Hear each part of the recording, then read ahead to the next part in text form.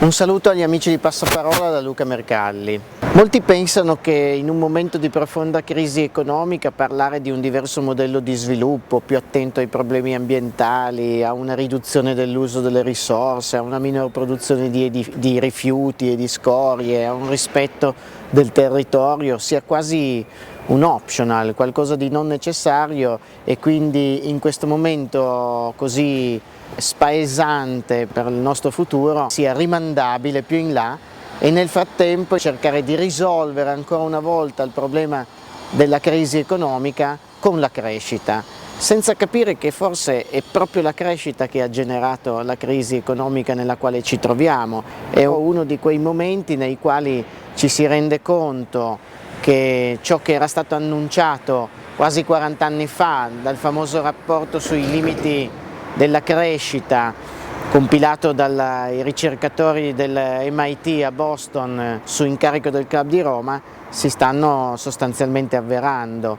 I limiti alla crescita nel pianeta Terra esistono perché il pianeta è fatto così, è un pianetino molto piccolo con un set di risorse naturali finito. Alcune di queste sono rinnovabili, altre non lo sono per niente, come il petrolio e il carbone, che addirittura quando bruciamo generano anche dei sottoprodotti negativi nei confronti dell'ambiente, primo tra tutti il problema dei cambiamenti climatici. Se non si prende coscienza di questa limitatezza, la crescita sarà la miglior ricetta per finire prima possibile nel baratro. Rispetto a 40 anni fa abbiamo ormai quasi 4 miliardi in più di persone sulla Terra. Le cose che si potevano già fare negli anni 70 non sono state fatte e quindi ci siamo oggi trovati in una situazione ancora più difficile rispetto ai correttivi che si potevano apportare quando questi problemi vennero identificati. Ma il messaggio continua a non passare, viene visto come un messaggio retrogrado che ci fa tornare al Medioevo, che non vuole lasciare i paesi in via di sviluppo alla loro parte di crescita per migliorare le condizioni di vita, e ogni volta che si apre un dibattito su questo tema si finisce subito con queste facili accuse e non si approfondisce verso quelle che invece sono le uniche istanze che possono, qualora ci si ragioni sopra, portarci fuori da questa crisi epocale. Si tratta sostanzialmente di prendere coscienza che il futuro non può continuare come è stato programmato il passato finora. Ci sono questi limiti fisici naturali del pianeta. Fermare la crescita vuol dire non avere questo dogma assoluto che il benessere sia fatto sempre e solo di un'aggiunta di qualche cosa, senza renderci conto che ci sono dei livelli minimi di benessere delle persone che debbono essere chiaramente raggiunti e corrispondono al soddisfacimento dei bisogni. I bisogni fondamentali dell'uomo ormai li conosciamo bene, nei paesi occidentali li abbiamo soddisfatti tutti. Si tratta di nutrirci in modo corretto, di avere una casa confortevole, di avere l'acqua corrente, l'acqua calda, di poterci riscaldare d'inverno e rimanere freschi d'estate, di avere uno Stato che ci garantisce un minimo di assistenza sociale, l'assistenza sanitaria, dei diritti, la possibilità di avere un'istruzione pubblica. Ma più in là andiamo e più ci accorgiamo che l'elenco di questi bisogni fondamentali termina con poche decine di temi, il resto comincia sempre più a diventare un superfluo, che guarda caso negli ultimi 20 anni è stato costruito su un immaginario televisivo pubblicitario che corrisponde a più mezzi, più beni, capricci direi, perché quando vediamo la nostra pubblicità inneggiare a modelli di vita dove il successo dell'uomo si misura con quanti cavalli ha nel motore, quanto è più grande la sua automobile, quante più stanze ha nella propria casa, quante case ha in più, quanti viaggi esotici riesce a fare, insomma è un continuo stimolare la mente su oggetti e proposte di una vita al di fuori dei limiti. È proprio una pubblicità che ci dice: trasgredisci i limiti, non ci sono limiti nel mondo, più compri e quindi più soldi devi avere, più potrai trasgredire questi limiti e avere una vita di successo. Ma questa è una trappola mortale. Non è possibile trasgredire i limiti fisici della termodinamica ambientale, delle risorse di cui disponiamo. Ogni popolazione sulla Terra ha i suoi limiti, l'uomo ha l'intelligenza, ma l'intelligenza serve anche per essere consapevole dei limiti, non soltanto per tentare di superarli. Il superamento dei limiti è possibile in alcuni casi e per limitati brevi periodi, non è possibile all'infinito. Il collasso è certo, tutta la scienza che studia questi argomenti ce lo dice chiaramente. A questo punto io suggerirei, in un momento di profonda crisi come questo, di revisionare profondamente quali sono i bisogni dell'uomo, garantire la salvaguardia di ciò che abbiamo raggiunto negli ultimi 50 anni di crescita petrolifera, perché è stato poi il petrolio a permettere nel mondo di raggiungere i livelli nei quali siamo oggi, quantomeno nei paesi occidentali.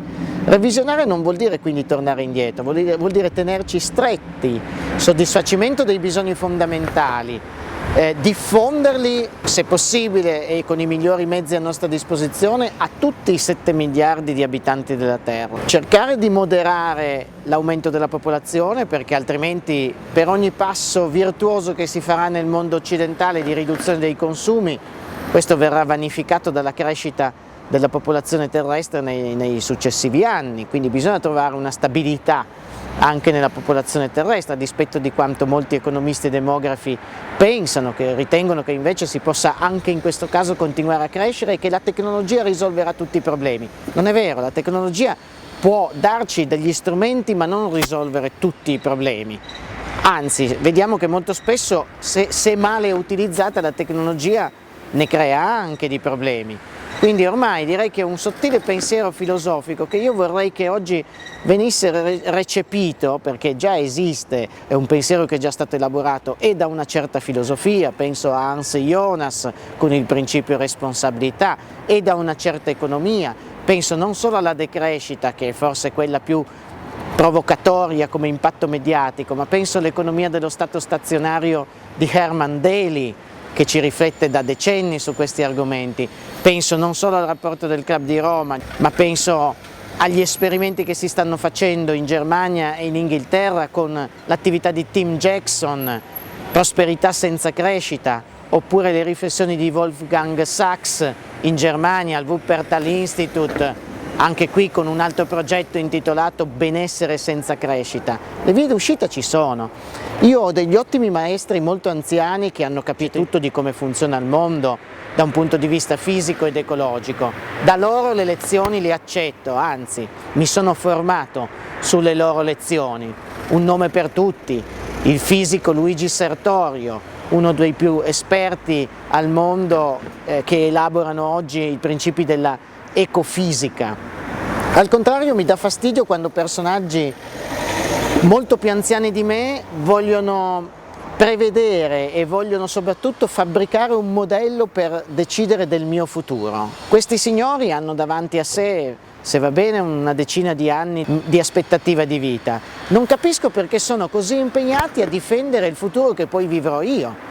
Si occupino al limite del presente, un loro consiglio è sempre benvenuto, ma io vorrei che oggi il futuro a lungo termine, quello che io vivrò, spero, per ancora circa 30-40 anni di attesa di vita media, ma quelli che sono i miei studenti oggi invece vivranno per tutta la vita. Ecco, vorrei che fossero loro a decidere di questo futuro, vorrei che fossero persone di 30 anni che si interrogano e che cercano di analizzare se questo modello di sviluppo, se questa crescita che viene invocata ancora una volta come la soluzione di tutti i mali, sia in realtà quello che lascerà a loro un mondo con delle opportunità oppure meno. Io non credo che il modello della crescita proposto da dei personaggi un po' âgés, basati sul loro terrore di rivivere la miseria e la povertà dalla quale vengano, ci possa portare molto lontano.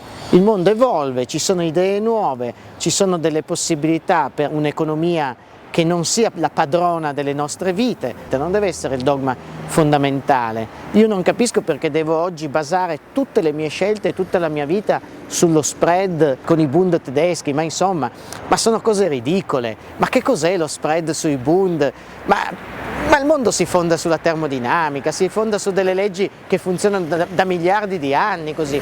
I Bund e lo spread li abbiamo inventati in questo periodo da un'economia che abbiamo visto in tutti i modi non funziona, e allora cambiamo le leggi degli uomini, che è molto più facile che cambiare le leggi di natura. Che cosa proporrei dunque per uno Stato come l'Italia in questo momento storico per affrontare questa crisi? Farei un progetto di resilienza. La resilienza è quella proprietà di un sistema di sopportare uno stress esterno senza collassare. L'Italia non è per nulla un paese resiliente, è un paese che ha fatto il passo più lungo della gamba, è vissuto molto al di sopra delle proprie possibilità, facendo anche una grande festa che va al di là di quello che è stato il soddisfacimento dei bisogni fondamentali, che quello è stato già raggiunto con il boom economico tra gli anni 50 e i primi anni 70. Beh, adesso siamo già nell'era del superfluo. L'Italia è un paese che ha accumulato ricchezza, che l'ha anche sperperata e che ha un modello di vita in fondo piuttosto effimero. Io suggerirei oggi di investire le poche risorse economiche che restano nel rendere gli italiani più resilienti di fronte a questo futuro con molte trappole e trabocchetti. È un futuro dove prima di tutto l'energia fossile costerà sempre di più, e quindi noi oggi siamo un paese fragilissimo, legato al cordone ombelicale di un paio di gasdotti e di un po' di petroliere che ci vengono a rifornire. Possiamo essere più autonomi energeticamente, ma certo che possiamo. Siamo un paese ricchissimo di potenzialità di energie rinnovabili. L'idroelettrico l'abbiamo molto sfruttato negli scorsi anni, può essere rimodernato, ma è soprattutto il sole, il vento, le biomasse che possono oggi costituire il nostro petrolio domestico. Accanto alle energie rinnovabili, democratiche, che ognuno di noi può mettere sul tetto di casa, c'è il rendere più efficienti i propri edifici. Le nostre case sono dei colabrodo. L'energia che noi a caro prezzo compriamo all'estero, ricattati da mezzo mondo, possiamo in realtà produrcela in buona parte a casa nostra, addirittura sul nostro tetto. Ecco, quindi metterei molte risorse sul fare in modo che gli italiani possano garantirsi in futuro un adeguato livello di comfort a casa propria, senza ritrovarsi di colpo al Medioevo se qualcuno chiude il rubinetto del gas. Poi farei un'operazione di manutenzione del territorio. L'Italia è un paese completamente infrastrutturato, addirittura in molti casi in eccesso, solo che le nostre infrastrutture hanno poca manutenzione. Noi fabbrichiamo, costruiamo e poi lasciamo crollare. Suggerirei quindi di abbandonare completamente i progetti delle grandi opere. Non abbiamo più bisogno di grandi opere concentrate e faraoniche. Il mondo del futuro è un mondo al limite di piccole opere ma diffuse. Piccole non vuol dire che non siano all'avanguardia tecnologicamente. Piccolo vuol dire le nanotecnologie, vuol dire le tecnologie dell'informazione. Trasferire la visione di un mondo dell'industria pesante, del trasporto pesante, a un mondo invece molto più leggero, dove le relazioni avvengono via internet, via telefono, attraverso lo scambio di informazioni. Però abbiamo un territorio che abbiamo reso molto fragile nei confronti dei cambiamenti climatici, delle alluvioni. Abbiamo un'agricoltura che non è più in grado di sostenere noi stessi. Ecco, ricuciamo tutti questi nostri rapporti con il territorio, facciamo delle nostre città dei luoghi più vivibili, che non siano legati soltanto all'arrivo di merci da oltreoceano e restituiscono poi soltanto grandi quantità di rifiuti e fanno morire la nostra industria e la nostra produzione locale. Ricreiamo quindi un mondo a misura d'uomo, dove non c'è bisogno di una grande competitività, non dobbiamo competere così tanto con il mondo esterno a noi. La competitività non è un valore per la specie umana, la specie umana è una specie sociale. Che cos'è il valore oggi in un mondo così sovraffollato, se non vogliamo farci la guerra? Perché competitività è quasi sempre l'anticamera del conflitto. È la cooperazione il valore del futuro. Noi dobbiamo cooperare per usare bene le risorse che abbiamo, per produrre la minima quantità di rifiuti, per essere invece pronti verso un futuro che comunque ci toglierà una serie di risorse su cui oggi abbiamo puntato nell'abbondanza e nella ricchezza del boom economico, un momento irripetibile nella storia dell'umanità. Non ci sarà mai più il petrolio a prezzi stracciati come accadeva negli anni 50-60. Quindi progettiamo questo tipo di Italia che sia in grado di vivere bene, con obiettivi un pochino più bassi, ma più bassi non vuol dire medioevo, vuol dire che invece dell'obiettivo dell'oggetto costoso e di lusso, tanto effimero quanto dissipatore di risorse, ci sono tantissime cose che oggi ci fanno vivere bene e che hanno dei costi ambientali ed economici irrisori. La cultura, i nostri musei, le nostre biblioteche, tesori immensi che tutto il mondo ci invidia e che sono disertati proprio dagli italiani. Oggi possiamo ricostruire un mondo estremamente qualitativo sul piano del livello di vita, sbarazzandoci del superfluo, passando invece a un lusso leggero, il lusso della cultura, il lusso della conoscenza, il lusso della musica, della convivialità tra persone che sanno di poter stare bene. Il modello di comprarsi tutti il SUV o lo yacht è un modello socialmente conflittuale, costosissimo, che costringe le persone a lavorare molto di più per pagarsi questi benefit. Se noi ce ne sbarazziamo possiamo anche lavorare di meno. Uno degli obiettivi della decrescita non è quello di lasciare a casa un sacco di persone perché tutti quei beni superflui vengono oggi visti come un limite all'occupazione. Nel momento in cui noi li togliamo, le industrie non lavorano più. Beh, intanto abbiamo visto che comunque non ha funzionato questo modello, neanche in passato.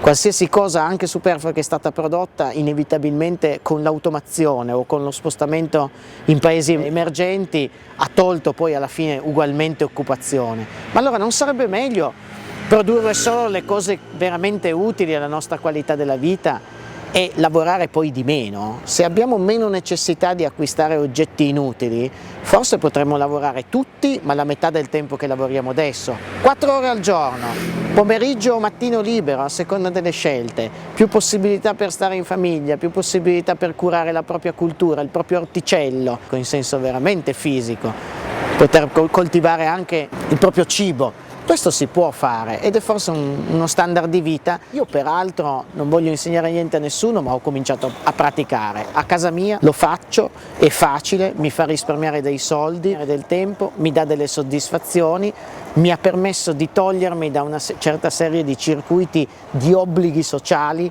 proprio basati sulla pubblicità che scava nel tuo cervello e ti dice che cosa è giusto fare. Spero dunque che ci proviate anche voi e che passiate parola.